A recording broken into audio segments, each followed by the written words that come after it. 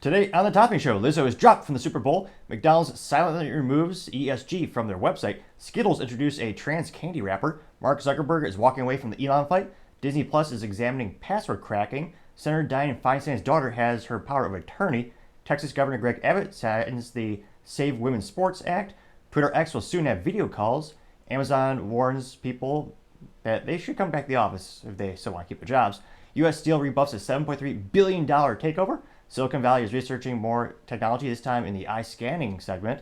And pressure cookers, well, many of them have been recalled. All that and much more on The Topping Show.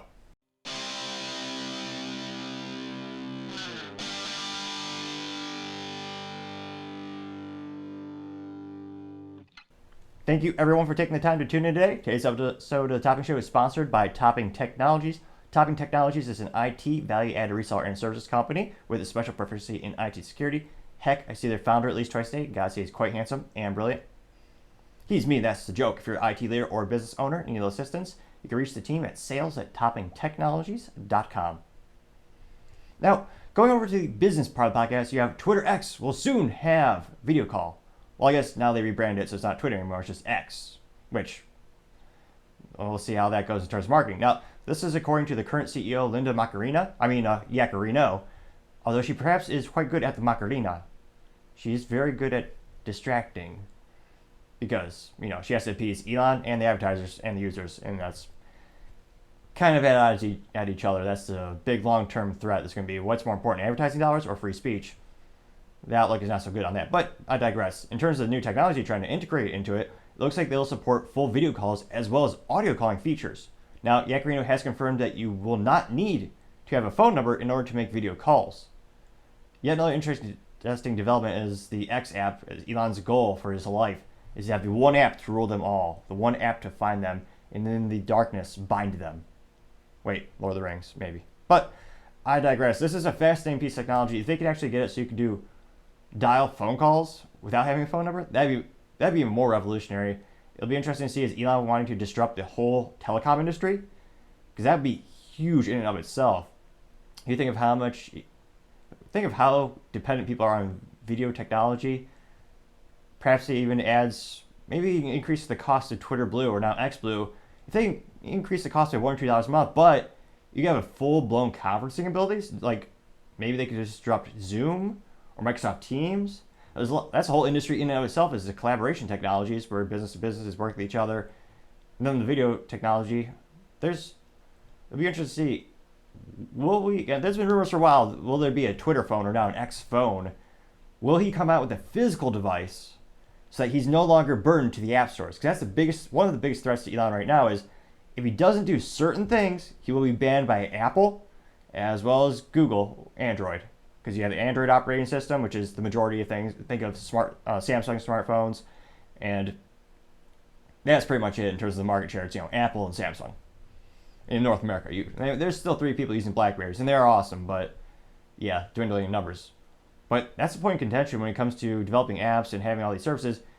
There's kind of a big gatekeepers, as Google and Apple have a majority of the market share, and if you can't put in their app store, it's pretty prohibitive to get to that because no one wants to actually go to a website. That's old school. You have to have the app. So let me know in the comments, do you think Elon will actually come out with a physical device and his own marketplace? That would be fascinating because that would free up the company. But as I always say, time shall tell. Other interesting business news, you have Amazon warning employees to come back to the office. Now, this is thanks to an internal email that was leaked. And it looks like some U.S. employees actually got a warning from Amazon saying that they did not spend enough time in their office after they're using some attendance tracking software. And ironically enough, you're seeing this some other tech companies. Most hilariously is Zoom, who pretty much was the biggest, most popular company for enabling businesses to work outside of the office. And yet you're already seeing the memes on the Facebook and all the other social media websites where they actually have the Zoom headquarters and you see their logo and everyone's like, pretty much most of the responses are, LOL, looks like they have to go back to the office, but their users don't. So it'll be interesting to see how much talent do they lose as more and more companies are trying to push people back in the office, but the cat is out of the bag, as some might say, where a lot of employees really enjoy that freedom, a little less traffic time. There are some people who spend hundreds of dollars on gasoline and tolls a week just to go to a building and do the same things conceivably that could do at their desk at home. Granted, it's different if you're doing something like assembling rockets or some physical hardware for a living, or that's what the business does. But there are a lot of roles where you have to have a pretty compelling reason, and for some of them, it's hard to come up with a compelling reason of why, for example, an inside sales role needs to go to the office. Well, if you're inside sales, you're making phone calls, you're on LinkedIn, you're sending emails. I mean, why does it matter where you are? And really the answer is doesn't. Unless you really value a physical location where you have a mentor in the office who could actually shadow you, or an instance in sales and most business acumen tech, where you actually have them sitting next to you and they watch you how you do your job, they critique how your phone calls are going. But even that, you could also just set up a webcam. It's obviously not the same, but it'll be interesting to see. Would you quit your job if you had to go to the office again? Because I can't help but suspect some of these Amazon employees are going to do just that. But we shall see. Other interesting business news, you have U.S. Steel looking at options, quote unquote, after rejecting a $7.3 billion offer, which that's astronomical in this economy with all uncertainty, 40-year hyperinflation. They turned down all that sweet cash. Now, it was a mixture between cash and stock in terms of the offer, but nevertheless, as a wise man once say, a bird in the hand is worth two in the bush. So it was interesting to see that they actually rebuffed this offer. Now, specifically, it looks like this offer is coming from a company by the name of Cleveland Hills Inc., which is another giant steel maker headquartered in the United States. And it looks like it was a mixture of cash and stock offer from the Ohio-based Cliffs Values company at $7.3 billion, which is a pretty, depending on who you ask, a pretty good deal, because it's literally 43% premium over the current stock value of U.S. Steel. So that's a pretty darn good premium. And it looks like this was actually not publicly known, but Cliffs actually went public with this offer after U.S. Steel rejected the bid as being, quote, unreasonable, unquote. And instead of announcing a formal review process, saying the company received multiple bids for parts and all the business. So it'll be interesting to see. Maybe they didn't want to be part of a conglomerate. Now it looks like Cliffs, they've been pretty heavy in the acquisitions, especially given the industry trends for steel. And they bought AK Steel Holdings in 2020. And then it looks like they're acquiring the U.S. business of steelmaker ArcelorMittal the same year. So they've done quite a lot of acquisitions. And with steel in particular, it's one of those industries where there is a huge competition in China because, depending on who you ask, similar to IT technology with servers, people see it as a commodity. Now, engineers will, argue to the red in the face, saying that, different servers have different speeds and feeds, different firmware embedded into the silicon. And same with steel, you could also argue the properties of steel, which one is stronger, depending on where it's made, what's the raw materials coming from, what's the end product. But it's hard to change that perception of it being a commodity. And that's why, being a sales rep, selling servers, I don't know anyone who's still doing that for a living these days in terms of computer servers. But that's why it could be a little bit different from steel. So you've seen a lot of consolidation, and China's growing exponentially with their steel production. Now, it looks like, I believe a couple years back, Trump kind of rebuffed or helped the U.S. industry in terms of aluminum, or as the Brits would say, aluminium, just because they want to sound fancy, which it does sound a little fancy to say that. But they did, I think it was a 25% tariff on both aluminum and steel that was imported from China, in part to try to protect U.S. entities, which, depending on how your economic beliefs and the free market, is a good or bad thing depending on your beliefs. But it did have an effect on the industries in the United States. And I believe those are lifted by now. So it'll be interesting to see, maybe U.S. Steel just sees a lot more upside. I mean, we've all heard the stories where, I believe it was Microsoft offered to buy Yahoo for $43 or $47 billion at one point. And at the end of the day, they sold to Verizon for like $4 billion. And that now Yahoo's been bought and sold more times than I keep track of, frankly. But you also have those other instances where they offered to buy a company, and that company turns out to be Google. So you got instances on both sides of the aisle where it's the biggest mistake or the biggest opportunity to make that decision to sell or not to sell. It'll be interesting to see where they go from there. Time shall tell. Other interesting business news, you have Silicon Valley embracing eye scanning technologies because we just don't have enough computers taking over our lives yet. Now, this is something straight out of Star Wars or Star Trek in terms of the creepiness. It looks like it's a creepy silver orb. They're going to market this, I'm sure, so it looks more eloquent, but to me, it reminds me of the Terminator eye, Or in Star Wars, we have a little eyeball pop out of the wall of Jabba's hut, and it opens up. Equally as creepy, but who knows? Maybe people will acquiesce and start to love the Terminator.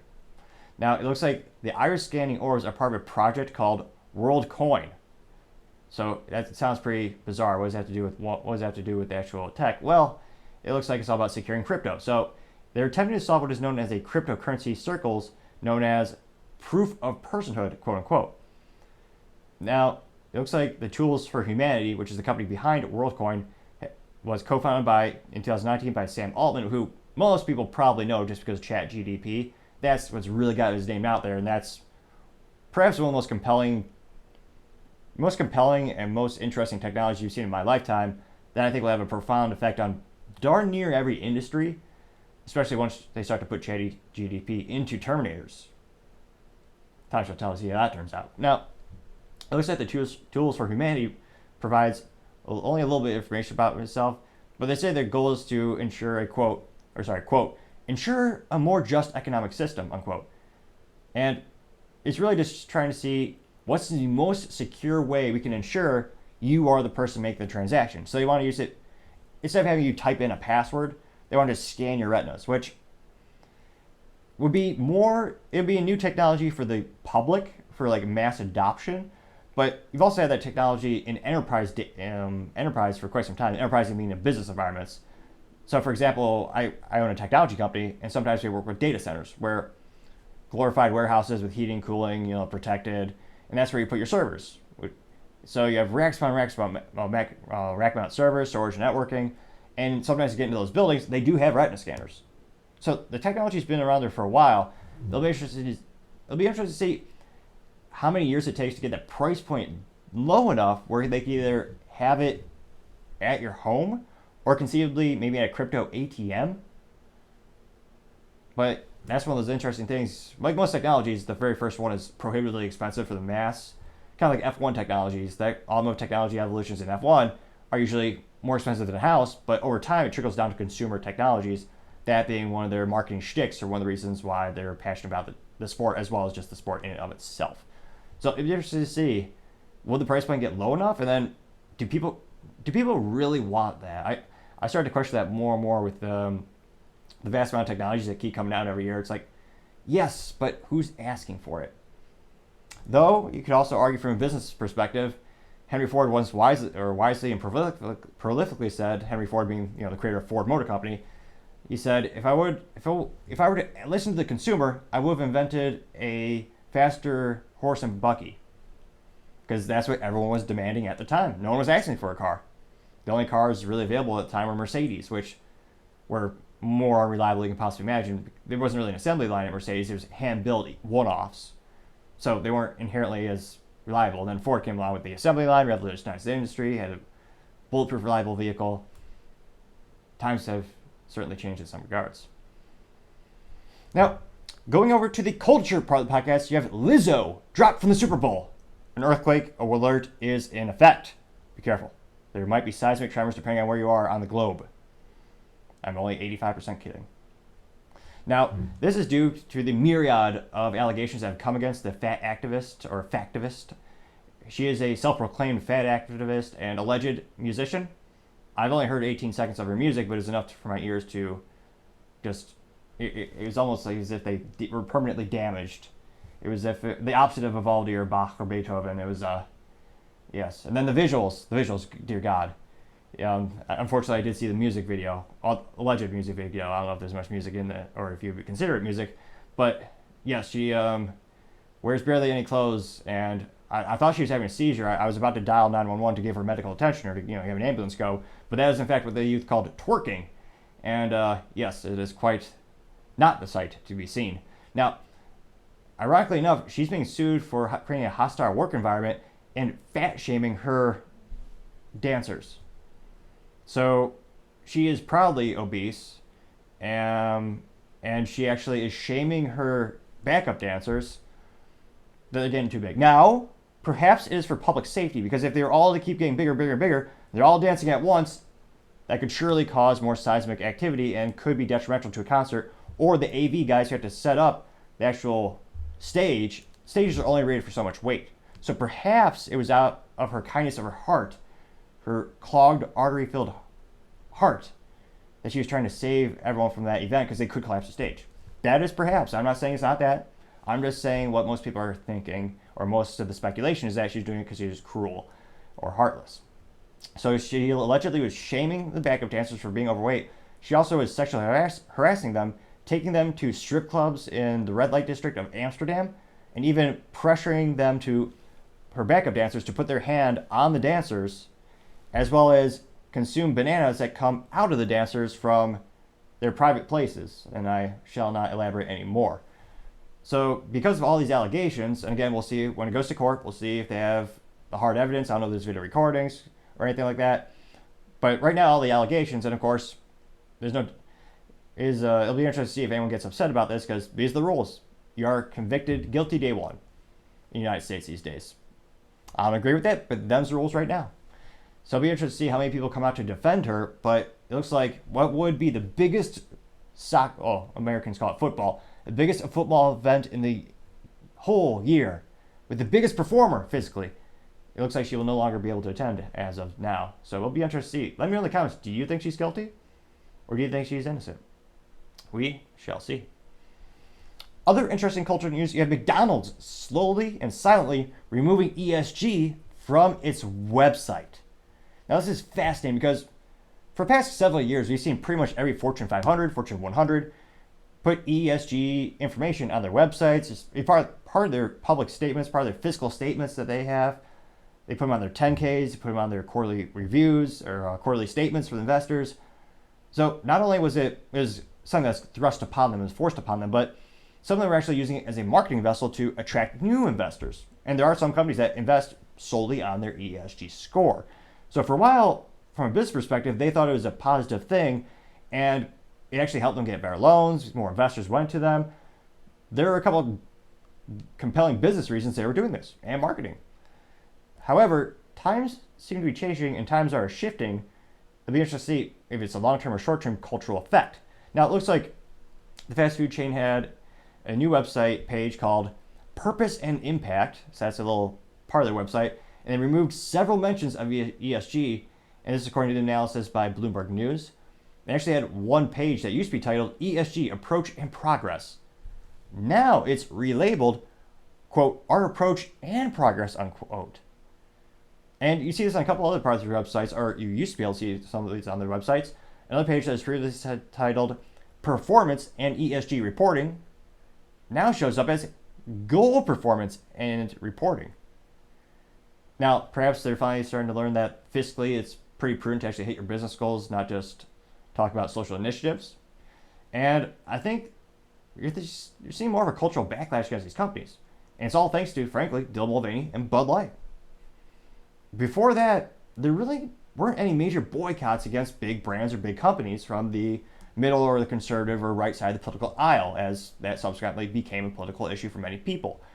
For years, conservatives just kind of were, by their nature, conservative. They didn't speak up, really didn't do much. And more importantly, fiscally speaking, they didn't change their shopping habits, which, again, if you want to affect change on a business level, vote with your dollar fiscally. That is how you can change how a business acts. Go buy something else, which Yangling, the beer company, their sales are up 22% week over week on average. That's astronomically good because they specifically chose not to get involved in politics. Whereas Bud Light, they made their brilliant decision, and the CEO, well, he's still highly paid. I suppose he's happy.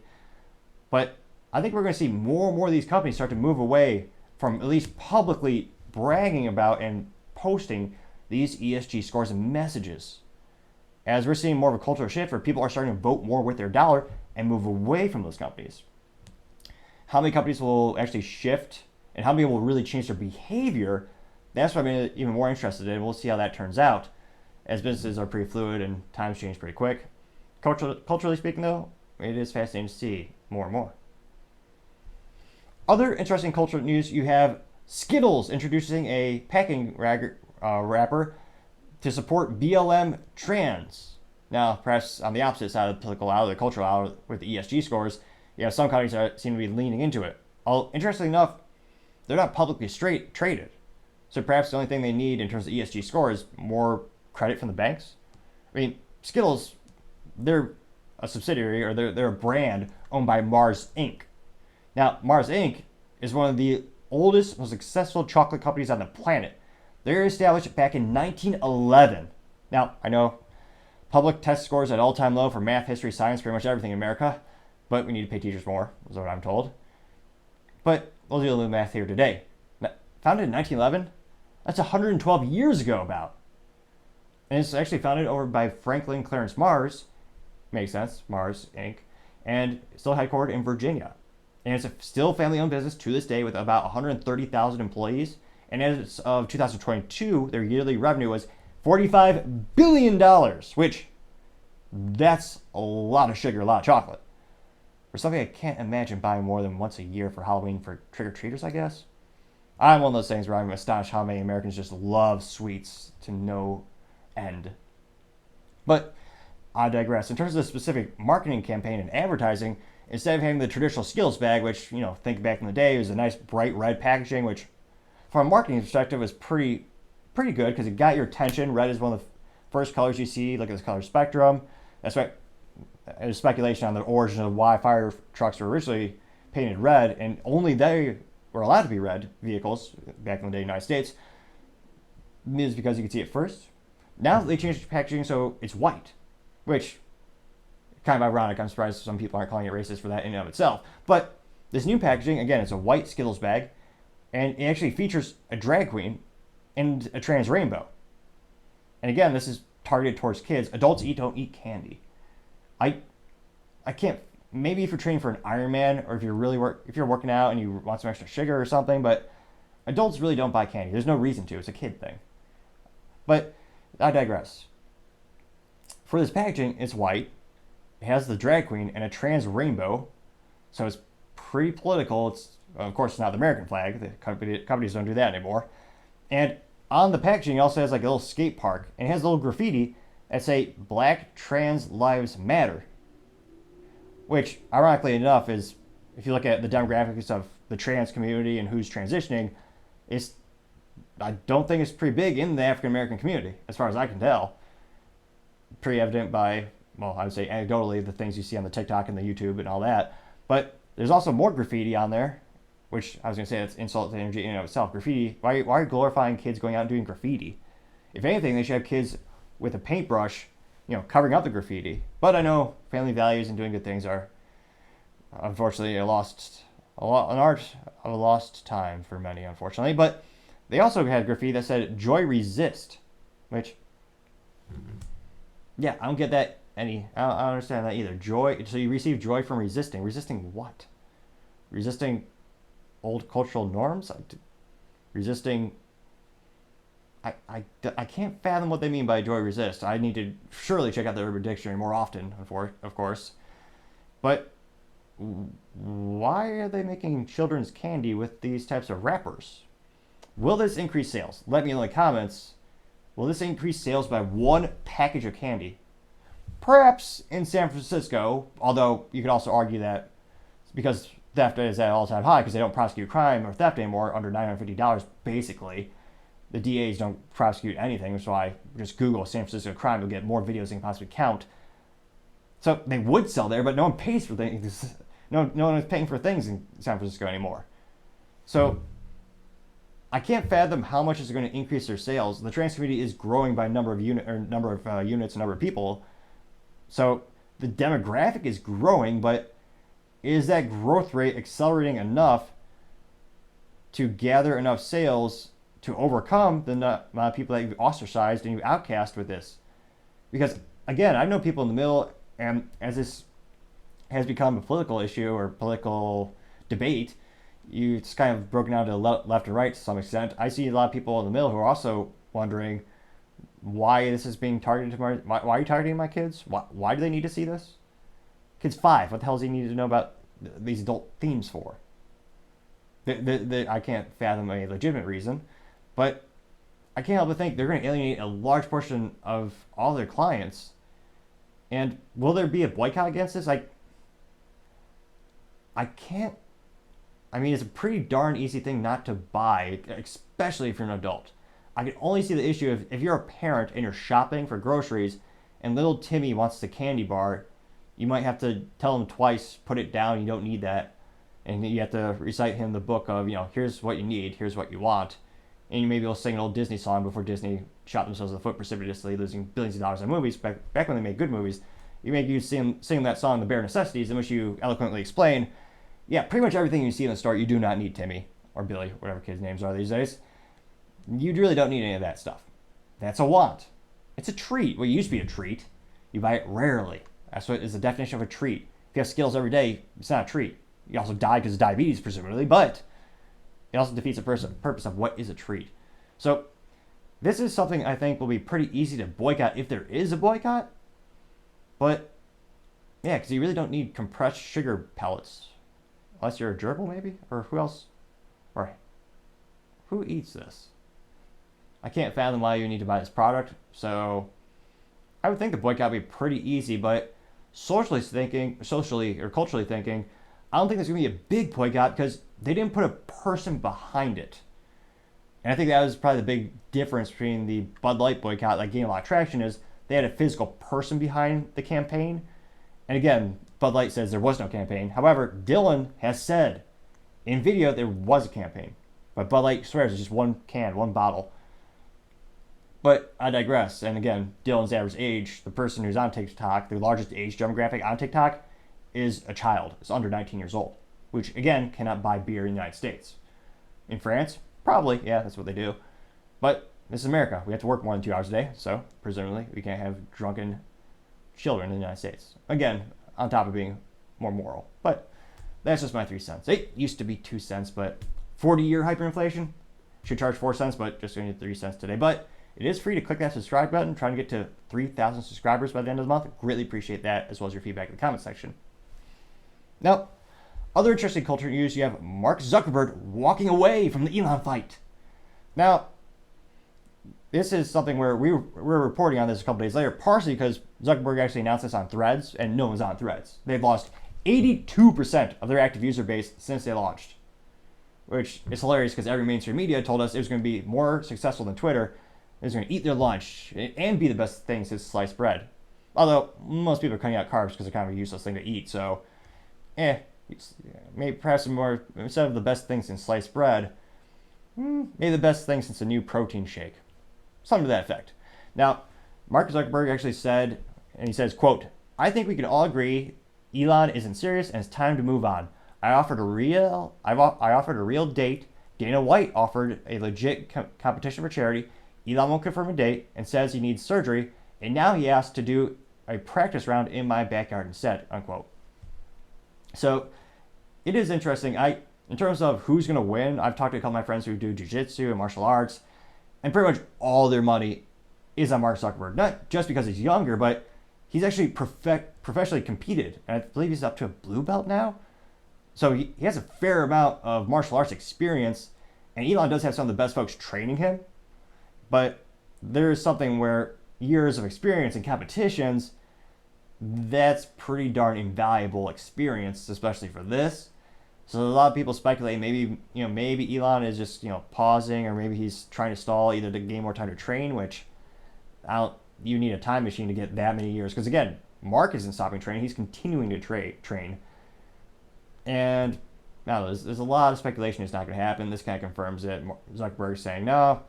I offered you legitimate dates. You're not taking me up on this. You're just stalling. So unless Elon specifically and articulately comes back with a specific date, like within the next, he says like, hey, this date, 25 days from now, and locks it in, then it might happen. But in terms of my thoughts, I don't think this is actually going to happen, just because, again, he stalled it so many times on Elon's side.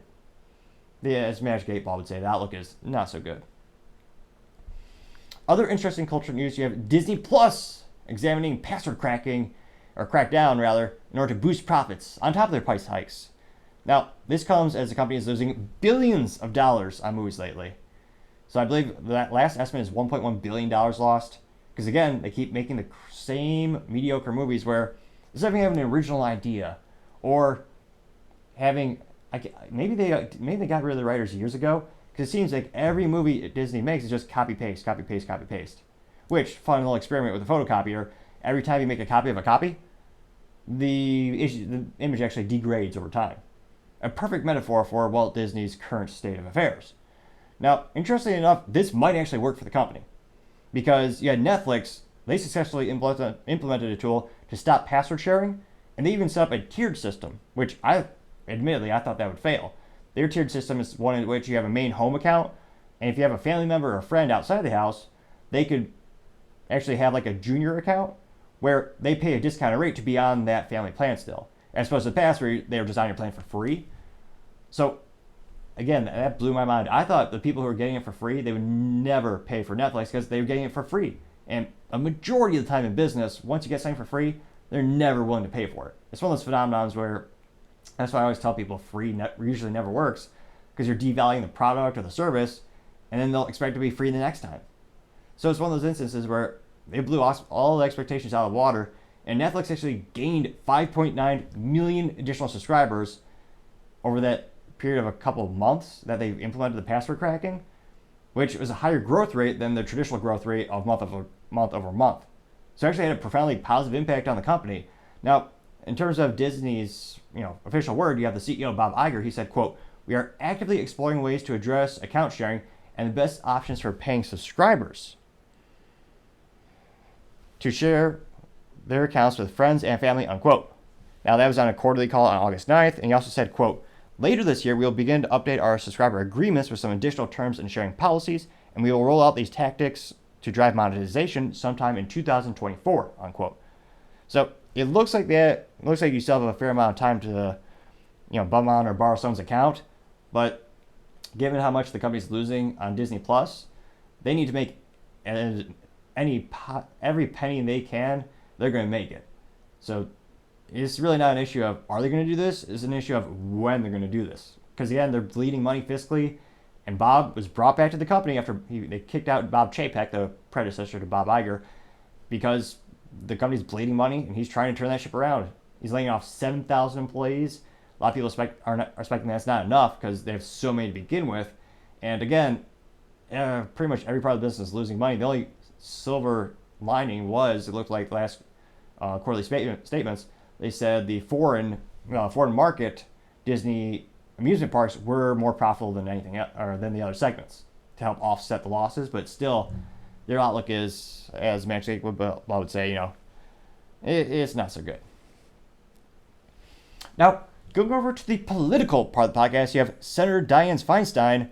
Her daughter now has power of attorney over her, which just goes to show you how old and decrepit some of these politicians are, as well as morally vacuous as well. But physically speaking, they're just getting worse and worse. Now, currently, Senator Diane Feinstein for California, so she doesn't have authority over her legal or financial affairs.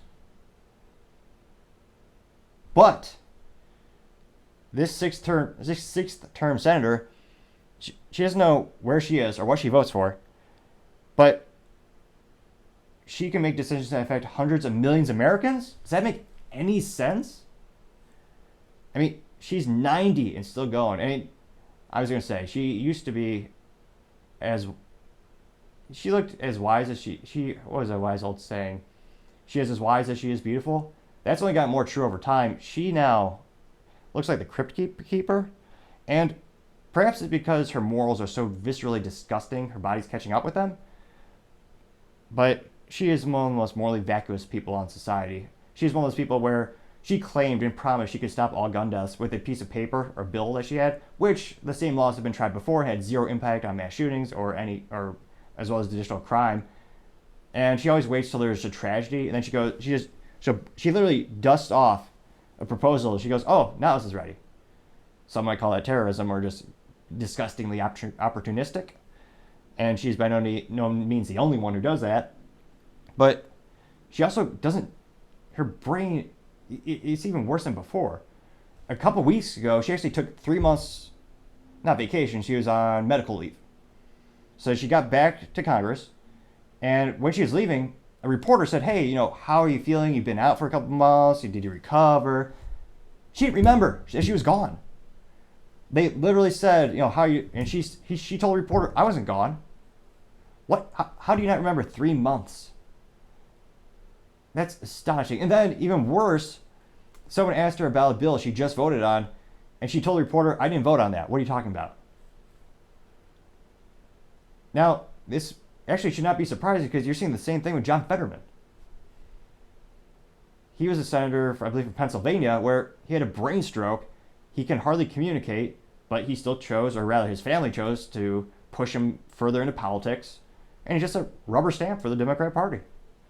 That seems to be all they want these days. They don't want to actually have cohesive decision-making skills or any cognitive abilities at all. Just rubber stamp for your political party. Even when, Diane Feinstein is 90 years old. And there's a lot of conspiracy theories because Nancy Pelosi's daughter is actually pushing Feinstein around in a wheelchair because Feinstein's health has degraded that much.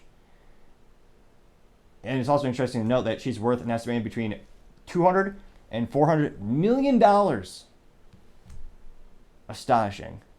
And yet, people will still vote for her. And there's a lot of contention and a lot of discussions who's going to replace her. But right now, she is the perfect candidate for their side because they get everything they want. They get that rubber stamp. No fight backs. In fact, she might be in pinnacle shape to be a politician because she will not question anything they do. She'll just toe the party line. Stamp, stamp, stamp. Not even raise a modicum of effort or question anything. Perhaps she has now become the perfect politician. It'll be interesting to see do people actually vote differently in California? I she's sixth term senator. I doubt it. Other interesting political news: you have Texas Governor Greg Abbott signing the quote Save Women's Sports Act unquote.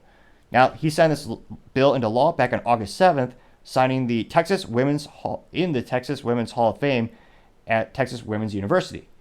You also had NCAA swimmers and spokesperson Riley Gaines and Polish Scannon at the Texas College basketball player Christy Comer. They were all among present as well. Now, Riley Gaines famously competed against the man who dressed up in a female's uniform at the NCAA tournaments over at Penn State. I believe his name was Leah Thomas, who, again, didn't have surgery, but has fully intact from a biological perspective in the girls' locker room, changing in front of them and beating pretty much every score on a collegiate level because, again, he was the 400 or 500th best in the men's class, went to the women's class and became number one. For some, so astonishing, really. Who could have guessed that would happen? Oh, wait, literally anyone with a modicum of intellect.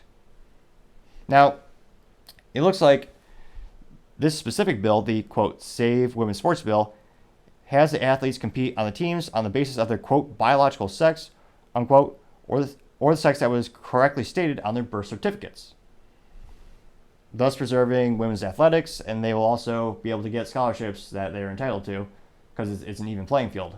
Now, it's fascinating to see, actually, this one actually read the full, or an excerpt of the report over at CNBC, as well as CNN. Then you look at Fox News. It's fascinating to see it's the same bill, but it's framed differently everywhere you look, which I do encourage you to take a look at many different perspectives because it gives you a little bit of insight into what they're thinking. And of course, you can also have a more rounded out opinion. But it's fascinating to see some of them are just critiquing him and venomously attacking Greg Abbott, saying he's stealing away their opportunities from these trans athletes. Oh, no, quite the opposite. The antithesis of that is happening. He's preserving the opportunities of these biological women who, again, some of them are depending on these scholarships to win and go and really make a dent in the universe with their skills that they've spent a whole life sharpening. At the end of the day, politically speaking, this is a brilliant move on the political chessboard because he's going to reinvigorate his base. He'll probably also gain some voters who are in the middle, people in the middle who are wondering, why is this boy competing with girls and beating every single score? What if my daughter's competing against that person? They don't stand a chance in hell. How's that fair? So, politically speaking, I think he'll probably get a couple more votes with this bill, as well as ensure that his current voter base stays happy as well, as this has somehow become a political issue where you have left versus right and very contentious, and we'll see where it goes from here in terms of collegiate athletes as well as professional athletes. Politically speaking, I think it will probably, people might come together. No, actually, there will be no compromise because to admit that they're different would be the antithesis of what the people on the left are thinking. Their whole argument is that everyone is exactly the same. So I suppose, politically speaking, people on the right will propose, well, we're going to have a new category with trans athletics, where if you are trans, you could compete with the folks who are like you. So you'll have a men's, women's, and trans divisions, thus making a more even playing field. However, I don't think at the end of the day, politically speaking, even if, you see this in politics a lot, even if behind closed doors they agree, their constituents might not agree with that, and of course their behest to their voters. So I don't think it'll happen. Let me know in the comments. Do you think that will be the final outcome, is creating that third category, or will there just be more and more pushback between the two? It'll be interesting to see. Time shall tell. Now, going over to the business blunder of the day, we have recalls for pressure cookers. Now, specifically, these are recalls for the manufacturers by the name of Bella with their Bella Pro series, Crux and Cooks electric pressure cookers, as well as Bella stovetop pressure cookers. Now, these units were sold at Target, Macy's, and JCPenney's and Lowe's, so thankfully it will only affect 18 people who actually bought them. But in all realistic, they actually did sell some on Amazon as well, so a fair amount of people did actually purchase it. And it looks like it's being recalled due to a potential burn hazard, so that's not too good. Now, officials say that the lids on the pressure cookers can unlock and move while in use, which, under certain conditions, could cause contents to, quote, unexpectedly splash out and potentially burn the user, unquote. So that's not too good. Yeah, the lid has one job. Well, you had one job, lid, to stay on that apparatus, and they couldn't do it, which is pretty pathetic if you can't do the one thing you're designed to do. It's amazing. I swear some of these companies don't even have a research and development department, or more accurately, a quality control department where they actually have humans use the products and see how it really works in the real world. And perhaps it won't have too much of an impact on their business. I've never heard of these brands before. Granted, I don't buy kitchen appliances, but it'll be interesting to see. They don't seem like premium brands, so maybe people they'll accept it. That won't be too big of a deal. But to have such a recall that is a safety issue, that's got to be the business blunder of the day. Thank you, everyone, for taking the time to tune in. Again, we're trying to get to 3,000 subscribers by the end of August, so you can click that button and greatly appreciate it. Also, don't forget to take the time to like and comment. The feedback is greatly appreciated. It's how we make the show better and better. And lastly, don't forget to tell your family, tell your friends, tell your coworkers, heck, tell your enemies, tell anyone and everyone. Just stay safe and fight the good fight.